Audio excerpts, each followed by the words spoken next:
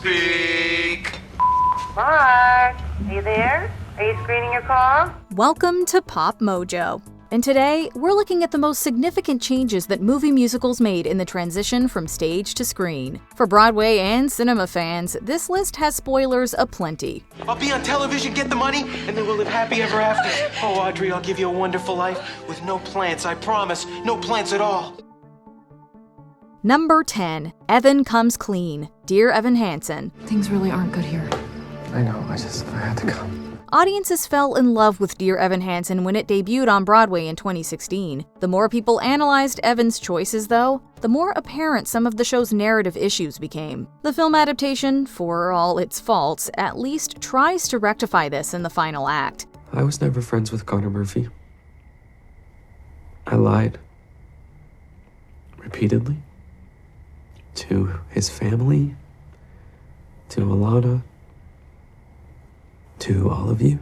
In the stage version, Evan confesses to the Murphys that he lied about his friendship with Connor. Although the family is heartbroken, Zoe ultimately forgives Evan, who doesn't face any real consequences for telling such a colossal lie. If anything, he's celebrated for it. In the movie, Evan posts a video on social media, admitting everything and absolving the Murphys of online hate. Evan becomes a social outcast again as he seeks redemption. For today.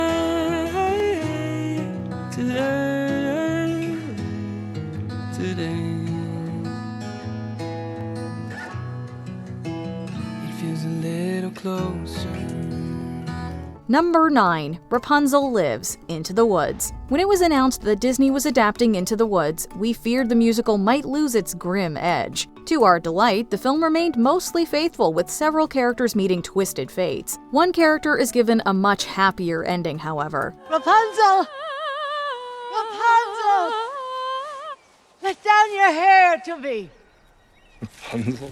The last we see of Rapunzel in the film, she rides off with her prince after turning away the witch who imprisoned her. The movie omits an entire subplot in which Rapunzel becomes pregnant, giving birth to twins. The film version of Rapunzel is also less emotionally tormented by the pain her adoptive mother inflicted. You're the one who blinded me. And locked me in a tower. To protect you. And banished me to an island in the middle of a swamp. I was just trying to be a good mother. Most significantly, Rapunzel survives the film, whereas in the show, a giant stomps on her. Much was left on the cutting room floor along with Rapunzel's hair. Excuse me for this.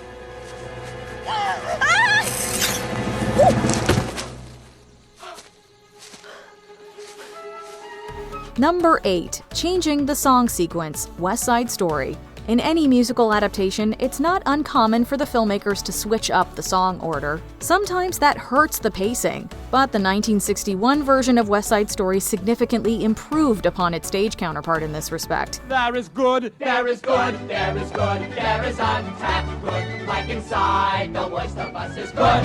Gee, Officer Krupke may be the musical's funniest, most lighthearted song, so it always felt out of place in the show's second act after Riff and Bernardo were killed. Stephen Sondheim agreed, which is why the film moves G. Officer Krupke to before the Rumble. G. Officer Krupke, what are we to do? G. Officer Krupke, Krupp you!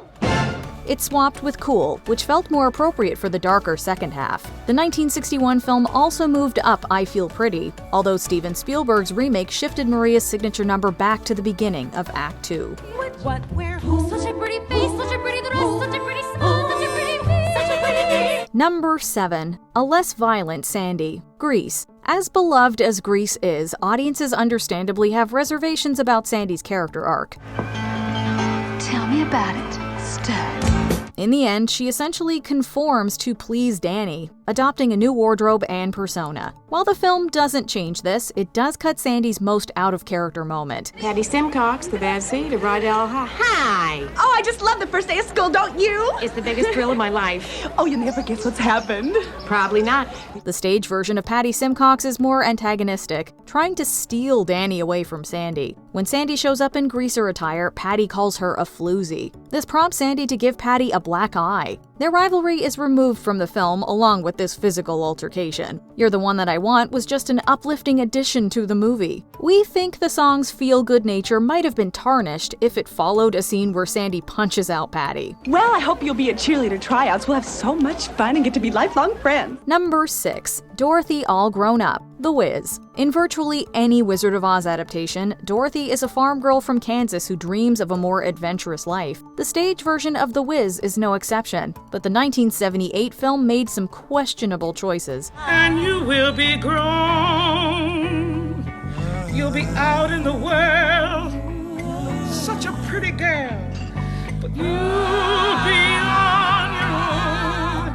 In addition to swapping Kansas for Harlem, Dorothy isn't a young girl in this interpretation. She's a shy 24-year-old schoolteacher played by a then 33-year-old Diana Ross. Though I never knew the song, some words still catch on, like caring and sharing. While Ross's singing gifts cannot be denied, Motown CEO Berry Gordy wasn't the only one who felt she was too old for the role. Gordy had his eye on Stephanie Mills, who originally played Dorothy on Broadway. When Ross convinced Rob Cohen of Universal to finance the picture if she was cast, though, Gordy gave her the silver slippers. I don't want these shoes.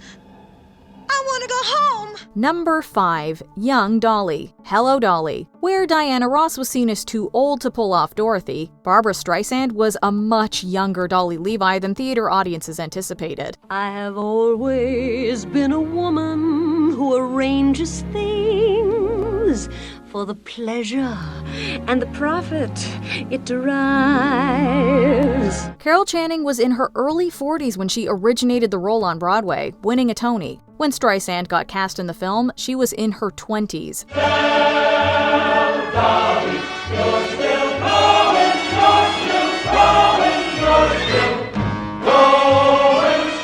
Age aside, Channing and Streisand have very different acting and singing styles. Dolly was bound to change as a result. Channing made it no secret that she wanted to reprise her role, but producer Ernest Lehman felt, quote, her personality was just too much for the cameras to contain. After Streisand booked the part, Channing wished her luck in a telegram. Yet even Streisand felt they, quote, should have used an older woman. At your age, you ought to enjoy hearing the truth. My age.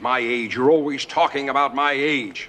I don't even know what your age is, but I do know that up at Jonker's with bad food and bad temper, you'll double in 6 months. Now sit down, Horace, and let's talk of something else. Number 4. Replacing songs with dialogue. Rent. In 2005, mainstream audiences generally assumed that all musicals had some dialogue, so if an average viewer saw Rent on stage, they may be surprised to discover it was almost entirely sung through. Our dream can become a reality.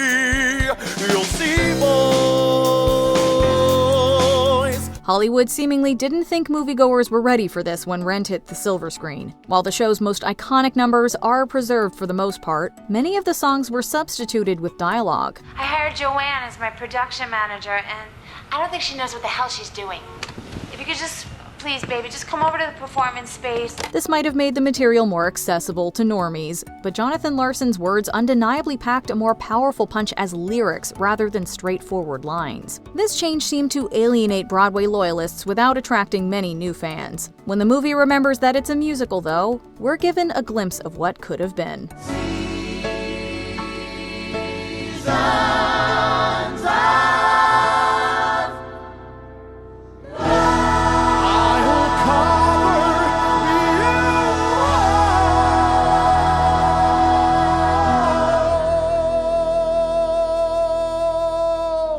Number 3. Going to Vietnam. Hair. This musical saw several changes on its journey from stage to screen, but the most hair-raising alteration is saved for last. Claude spends most of the stage version rebelling against the draft before being sent to Vietnam. The film drastically overhauls Claude's character arc, turning him into a wide-eyed innocent from Oklahoma who arrives in New York after being drafted. You want me to give you some money? Right.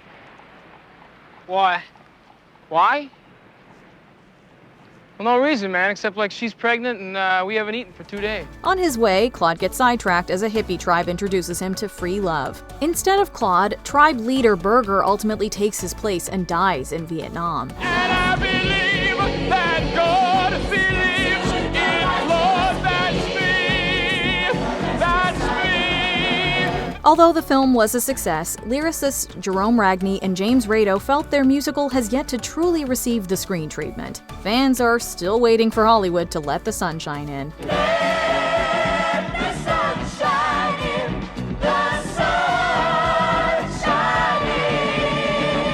Number 2. Fräulein Schneider and Herr Schultz, Cabaret. Despite his Broadway background, Bob Fosse took his film adaptation of Cabaret in a different direction. With Liza Minnelli playing Sally Bowles, the lead went from English to American. Likewise, Cliff Bradshaw, renamed Brian Roberts, became British instead of American.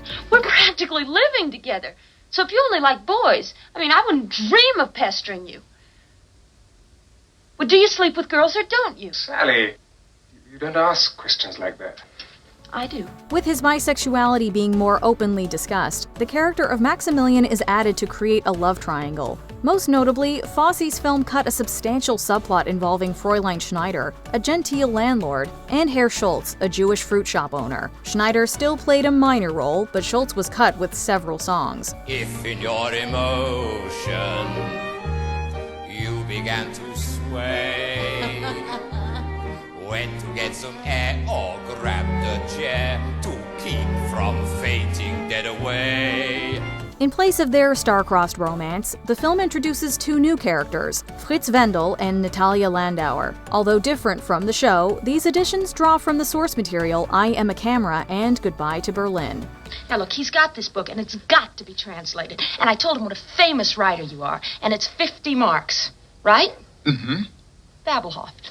It's all settled. Before we unveil our top pick, here are a few honorable, or in some cases dishonorable, mentions. A Wonderful Town, On the Town, because Helva was too edgy for censors in 1949. New York, New York,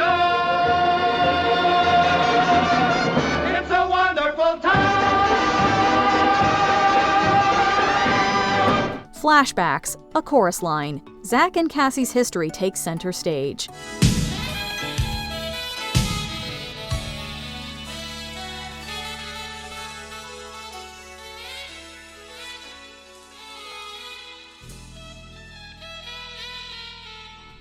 Tobias's Fate, Sweeney Todd, the demon barber of Fleet Street. After slaying Todd in the stage show, Toby gets caught at the meat grinder.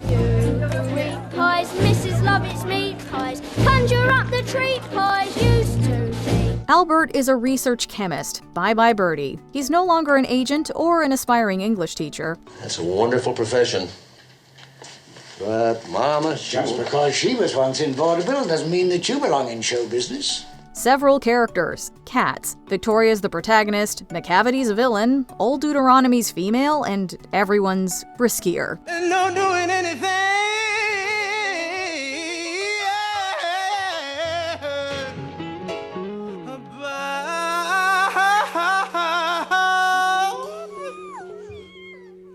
about it.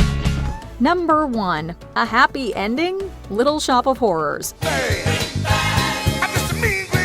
From outer space, and it looks like you've been had. Even for a show with a human-eating plant, Little Shop of Horrors ends on an astonishingly dark note with our romantic leads dying and the world invaded. But hey, as long as the actors return to take a bow, the audience will leave with closure. Frank Oz didn't realize this when an estimated $5 million went into shooting his film's ending, which remained faithful to the stage version. They wouldn't release it that way. They couldn't release it. I knew the cards were not going to be good, but only 13% of the audience would recommend this thing because of the ending. After 2 disastrous test screenings, Oz and Howard Ashman relented that another ending was needed. In addition to removing the finale, new footage was shot with Jim Belushi filling in for Paul Dooley. While Seymour and Audrey live happily ever after in the theatrical cut, the original ending has been restored in all its mean green glory.